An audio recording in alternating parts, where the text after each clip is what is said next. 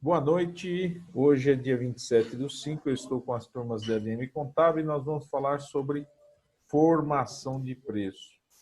Eu vou colocar vocês aqui, compartilhar com vocês a minha tela. Já mandei esse material na nossa SAP. E vamos fazer umas anotações aqui. Bom, a nossa matéria é contabilidade de custo e formação de preço. Então, nós vamos pegar um tópico hoje que é chamado, propriamente dito, a formação de preço. Até agora, nós verificamos a possibilidade ou como se faz para gerar cálculos, né? Cálculos relativos aos custos, aos gastos incorridos no processo produtivo ou na realização de serviços. Agora nós vamos ver como esses cálculos podem nos auxiliar numa tarefa que é muito importante das empresas, que é a precificação, ou seja, a formação de preço. Então nós temos aqui o exórdio desta unidade, que são os objetivos, método genérico de formação de preço, preço com base no custo pleno, e é esse que nós vamos ver hoje, preço com base no custo pleno. Preço com base no custo de transformação, preço com base no custo marginal, preço com base na taxa de retorno exigida sobre o capital investido, preço com base no custo padrão e a aplicação de markup. E aí o exercício proposto. Objetivo: demonstrar a importância, né? A importância da formação de preço na comercialização. Ele passa a ser um ponto bastante importante.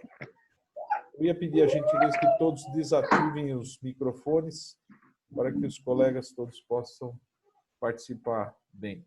Precisando, pode fazer um sinal, pode interferir, pode perguntar, a gente retorna respondendo os questionamentos. Bom, visto isto, dentro desses objetivos ainda, nós podemos ver o seguinte: em relação ao processo de formação de preço, alguns dos principais objetivos podem ser apresentados. Primeiro, proporcionar a longo prazo o maior lucro possível. Isso me parece bastante justo para as empresas, visto que, excetuando aquelas que são sem fins lucrativos, todas as outras têm como objetivo angariar lucro, apurar lucros. Então, a empresa consistiria em uma entidade que deveria buscar sua perpetuidade, manter-se sempre viva, né? Então, essa deve ser um dos objetivos. Buscar a sua perpetuidade, eu expliquei para vocês esse processo quando nós falamos sobre efetividade, eficiência e eficácia. Efetividade é esse ponto, é manter-se eficaz e eficiente ao longo do tempo sempre. Então, políticas de preço de curto prazo, voltadas para a maximização de lucro, devem ser utilizadas somente em condições especiais. Então, deve-se tomar cuidado quando se faz política de preço de curto prazo, só em casos extraordinários, como nós estamos passando nesse momento. É um caso extraordinário. É uma variável que nos acometeu e nenhum de nós tínhamos a ideia ou temos condições de manipular essa variável. Agora temos que, diante dos desafios propostos, propor soluções. Então, isso que nós falamos aqui está embasado nesse primeiro tópico aqui. O próximo é permitir a maximização lucrativa da participação de mercado. Que consiste no quê? Não apenas no faturamento, né? Eu não devo só pensar em majorar, em aumentar o meu faturamento. Não só ele deve ser aumentado, mas também o lucro de vendas. Isso é importantíssimo. Há uma diferença entre o que é faturado e o que é lucro, né? Às vezes eu tenho um faturamento menor com um lucro maior. E o mais interessante para o empresário e para a empresa é que o lucro seja majorado. Algumas razões contribuem com efeitos negativos sobre esses lucros. Então, algumas situações dentro das empresas não permitem que eu majore meus lucros. Eu, de novo, vou pedir, por gentileza, desliguem os microfones, por favor. Tais como excesso de estoque. Nós já falamos que manter estoque nas empresas hoje, além de ser caro, também traz pouca eficiência e eficácia. Então, deve-se tomar muito cuidado com os estoques. Eles não devem ficar altos. Luiz, você está com o seu microfone ligado? Luiz? Eu acho que é o da Daniele que está fazendo eco. Então, eu ia até mandar mensagem para ela agora. É da Daniele? Do Luiz Ô, Dani, aqui dele não estou vendo. É da Daniele que eu estou vendo. Ah, pronto, fechou. Pronto, obrigado.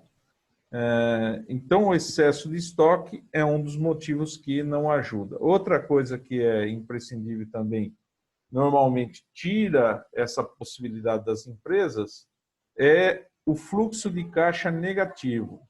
O que é o fluxo de caixa? O fluxo de caixa é a diferença entre eu tenho a receber e a pagar. Então, digamos que num determinado dia eu tenha 10 mil a receber e 11 mil a pagar, eu ficarei com o meu caixa negativo em R$ 1.000 para aquele dia. Então, eu tenho que, de alguma forma, suprir esse déficit financeiro. Se eu tenho um equilíbrio no meu fluxo de caixa, tenho sobra de um dia para o outro, isso pode ser contornado facilmente. Se eu não tenho sobra, então eu vou ter que fazer o quê? Lançar mão no mercado financeiro. Ou eu vou usar o cheque especial, ou eu vou fazer um empréstimo. De qualquer forma, em natureza, uns mais e outros menos, terá um custo financeiro e isso limitará o meu lucro. Concorrências agressivas. Isso é um outro ponto, quando as empresas têm que enfrentar os dumping da vida, né? O que é dumping? Dumping é uma prática que infelizmente acontece no mercado, mas que não deveria. É quando empresas praticam um preço abaixo do custo para quebrar os demais, mesmo ela tendo prejuízo. Ela banca esse prejuízo ao longo do tempo, a fim de que os seus concorrentes quebrem. Outro problema é a sazonalidade, né? Sazonalidade é aquele período de variação de consumo. Como o consumo, a quantidade produzida, impacta na formação do meu preço, ou deveria impactar, se eu tenho sazonalidades, isso traz um descompasso pode trazer um descompasso na questão do meu lucro. Então, eu tenho que trabalhar com essas questões, conhecer o meu mercado, para que eu possa minimizar os efeitos disso. Terceiro, maximizar a capacidade produtiva, evitando ociosidade e desperdícios operacionais.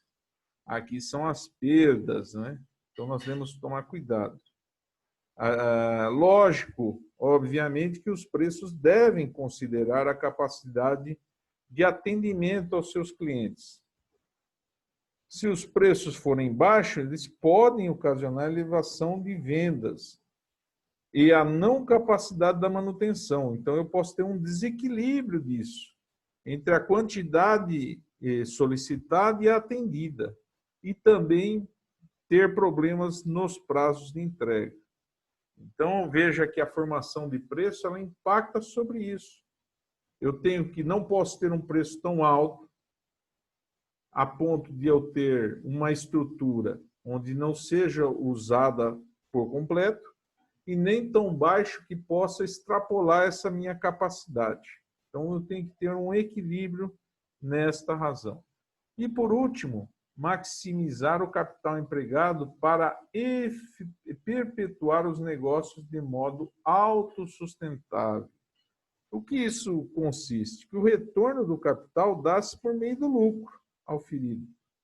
Ou seja, para que aquilo que foi investido no meu negócio retorne, ele precisa dar lucro, senão não será distribuído aos acionistas. Assim, somente por meio da correção, fixação e mensuração dos preços de venda é possível assegurar o correto retorno do investimento. Isso é feito pelo payback, por ferramentas financeiras, mas quem fornece uma condição para que isso seja alcançado será por ocasião da formação de preço, porque eu vou estabelecer que essas coisas precisam sair dos valores que eu vou pôr para a venda. Até aqui alguma dúvida? Tranquilo? Alguém tem alguma pergunta? Professor. Oi? Tudo bem? Tudo. Quem está perguntando que eu não, na minha tela que eu não consigo ver. É Esther. Pode falar, Esther. Então, professor, me diz uma coisa. O senhor falou assim sobre essa questão da concorrência, né? Quando uma empresa abaixa o seu valor para poder quebrar outra. Isso. Isso é contra a lei, não é? Sim. Ah, tá. O difícil, Esther, é você comprovar isso, é você conseguir isso. Por isso existem mecanismos nacionais e internacionais para tentar coibir isso e minimizar os seus efeitos. Por exemplo, tarifas alfandegárias. Se você pensar que a China consegue entregar produtos atravessando o outro lado do mundo para cá com custo menor do que a gente fabricar aqui o mesmo produto, nós tendo a matéria-prima aqui, causa estranheza e dificuldade para o enfrentamento disso, né? Então, o governo pode lançar mão de tarifas alfandegárias. Para os mercados hoje que trabalham com uma política de mercados abertos, não fechados, isso não soa bem. Mas até os Estados Unidos faz isso. Eles sobretaxam, às vezes perdem na OMC, outras vezes não, porque os países recorrem, né? Porque os americanos querem que não hajam barreiras comerciais, desde que eles sejam os beneficiados disso, né? Quando eles são os prejudicados, ou seja, quando eles têm que enfrentar uma concorrência, então eles têm dificuldade nisso. Aí eles estabelecem barreiras alfandegárias. Quer ver um exemplo?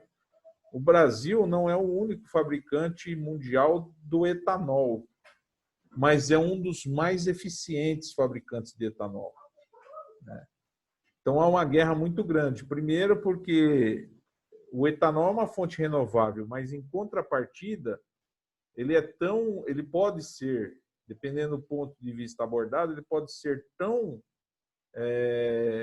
nocivo ao meio ambiente quanto o petróleo. Porque para você plantar, você precisa desmatar. E você também consome muita quantidade de água. Então, esses dois, o recurso hídrico e o desmatamento, para que haja a plantação de cana, pode gerar um desequilíbrio também. Mas o Brasil é muito eficiente. Um dos seus concorrentes é os Estados Unidos. Eles fazem de milho. Só que o milho não é tão eficiente em termos produtivos, tá? Não em desempenho, em termos produtivos. Ou seja, não é tão eficiente como a cana. Eles gastam muito mais para produzir 1 litro de álcool do que nós gastamos aqui com a cana. Então, o que os Estados Unidos faz para nivelar? Se o álcool nacional, se o álcool brasileiro vai até os Estados Unidos, eles sobretaxam o álcool, né? Nesse caso, o Brasil não está praticando dumping, ele está sendo mais competente, ele tem um custo menor porque ele é mais eficiente. Então, entendi. Então, assim, esse caso assim seria mais a China mesmo, né? Não, nem estou dizendo que a China faça isso. Pode Não, ser sim, empresas que estejam na China, e nem todas as empresas são nacionais lá, há empresas estabelecidas na China. Então, não posso dizer que isso é uma parte Isso pode acontecer no Brasil. Por exemplo, você acha que uma grande empresa, vou dar um exemplo de nome, não quer dizer que ela faça isso, que fique claro, né? Mas, por exemplo, Uhum. se você pegar uma Kibon, que é uma potência na venda de sorvetes, e ela pode fazer uma prática em um determinado bairro, onde ela venda o sorvete dela não abaixo do custo, mas num preço muito mais acessível que em outros bairros, simplesmente com o intuito de que aquele fabricante de sorvete local não consiga concorrer com ela. Entendi. E eu caracterizar isso como dumping é que é muito difícil. Entendeu? Mas é possível Entendi. que algumas delas pratiquem isso, dessa forma, como eu estou te falando. Por quê? Ele vai estar vendendo prejuízo, mas é só naquele espacinho. E o lucro do restante vai dar margem para ela aferir lucro no final. Pô, também tem outra questão, né? Por exemplo, uma empresa, quando ela está em um bairro, vai da Zona Leste, o valor do produto dela é mais barato que uma Avenida Paulista da vida. Então, pode Tipo, acontecer isso, mas né? será que é o É mesmo? assim. Será que é o Professor, o mesmo mesmo produto. produto? É o mesmo produto? Professor, Ó, eu trabalho na Paulista. Da Tá. Brigadeiro para Alameda Campinas, que é onde eu trabalho, Uhum. o valor já sobe R$ 2, R$ 3 do mesmo produto. Mas o mesmo, Mas é igualzinho? porque o O aluguel mesmo, também. igualzinho, a Mas é marca porque tudo. o aluguel do estabelecimento, a Do Sim, localização também sim, é a mesma coisa, conta. eu vou te falando. Como pode mudar de um quarteirão para o outro? Porque o Entendeu? custo É é uma coisa bem. diferente. Olha só, Exatamente. deixa eu te falar, Esther. Imagine você vender coxinha num carrinho ou num barzinho, em qualquer área não central, ok? Imagine isso. Imagine você vender coxinha no aeroporto. A coxinha pode ser o mesmo, a quantidade de material o mesmo. O custo de você manter um negócio no aeroporto é infinitamente maior. A exigência é maior. Sim. Então, O os custos, aluguel, tudo mais. tudo. O aluguel, a mão de obra, já não vai poder pagar o mesmo valor, teria que pagar mais, porque existe também uma questão de mercado. Então, esses custos. É isso que eu tô te falando, que esse caso eu até entendo. Entendeu? Por causa disso eu entendo. Então, esses são as dificuldades aí que faz. Por isso, agora, cada vez mais, né, há uma tendência de diminuição dessas diferenças. Porque se você pensar, eu estou na cidade de Guarulhos, se você olhar no centro de Guarulhos, você vai perceber vários locais que em outros tempos eles eram cobiçados com custo alto de aluguel que estão fechados hoje. Por que isso está acontecendo? Tem a pandemia. Não, mas isso já acontecia antes da pandemia. Porque com o advento da tecnologia de informação, muitos tipos de negócio não necessitam ter um local no centro mais. Ele pode estar afastado e atender os seus clientes via internet, pelo correio, de maneira muito satisfatória. Então, o custo desse negócio diminui bastante. Com a pandemia, nós vamos perceber que os custos vão ser alterados. Tem profissionais que estão migrando já para o atendimento remoto e não vão voltar 100% para o presencial, né? Tipo de profissionais de saúde, alguns psicólogos, psiquiatras. Então, eles vão incorporar essa tecnologia e vão fazer de maneira que aquele consultório que eu tinha, que era mais vistoso lá no centro da cidade, por conta de transporte, por conta de acessibilidade, que eu tinha como obrigação manter, eu nem preciso ter mais, eu posso trabalhar até em casa, eu posso criar um espaço dentro da minha casa onde eu possa operacionalizar meu negócio. Então, esse custo será diminuído, sensivelmente diminuído. Ok? Bom. Entendi, professor. Obrigada, viu? Tá, ok. Podem fazer essas intervenções sem o menor problema. Vamos para a frente. Nós temos aí, em termos de métodos, métodos genéricos de formação de preços, três processos distintos. São eles, um baseado no custo das mercadorias, se baseia no custo. outro no consumidor e outro na concorrência. Então, cada um deles tem um enfoque diferente.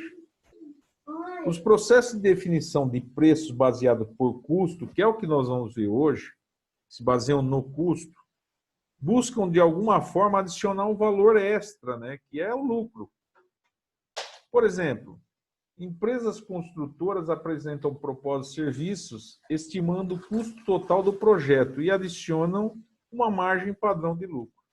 Então, eu verifico se é baseado no custo todo o meu gasto que eu vou realizar e quanto eu quero ganhar sobre aquele negócio. Então, eu somo todos os valores gastos, mais o que eu quero ganhar, e aí já tenho o preço fechado. Esses são os baseados no custo.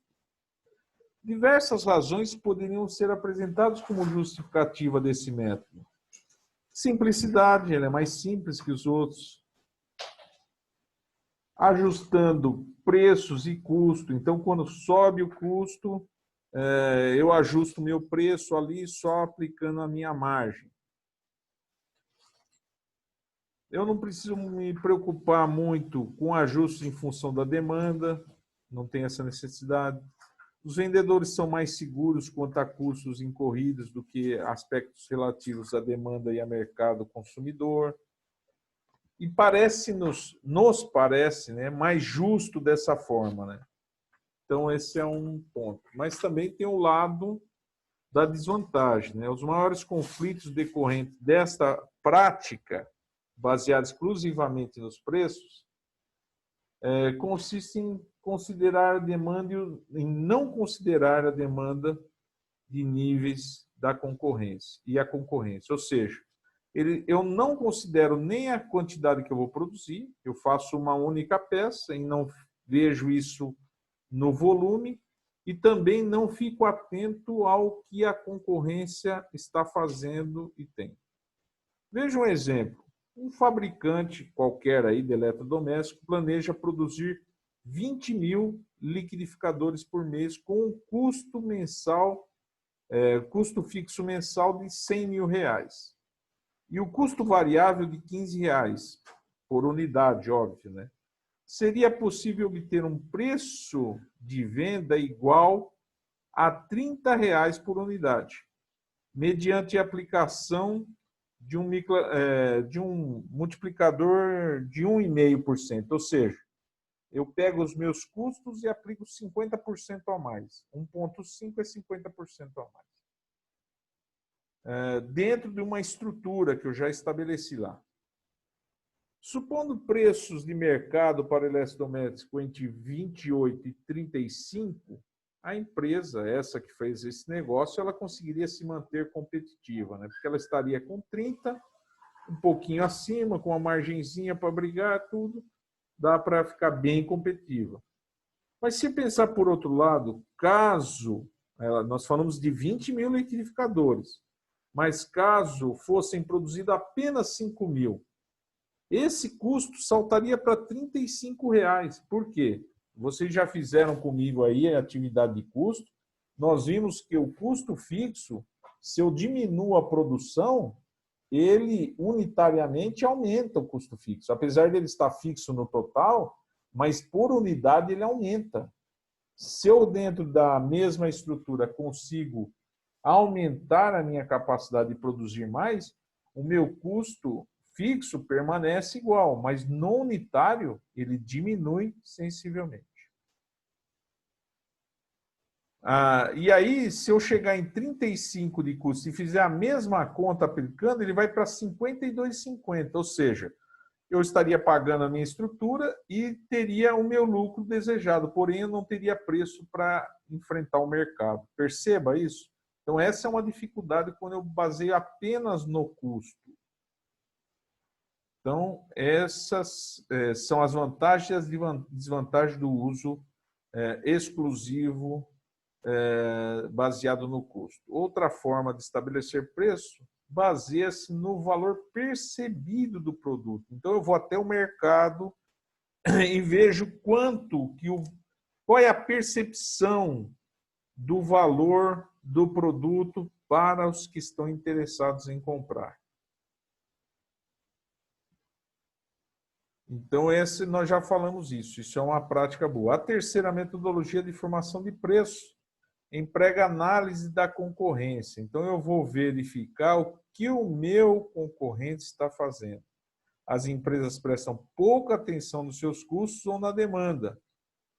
A concorrência é que determina os preços praticados. Eu percebo isso bastante em telefonia. Elas praticamente, isso é uma questão minha pessoal, é a minha percepção do mercado, elas me parecem todas as que temos aqui no Brasil, que têm um serviço extremamente caro e com pouca qualidade. E elas meio que brigam entre si, no sentido de uma copiar o que a outra faz. Por exemplo, se uma estabelece que a ligação é gratuita para todos os estados, logo todas as outras vêm fazendo a mesma coisa.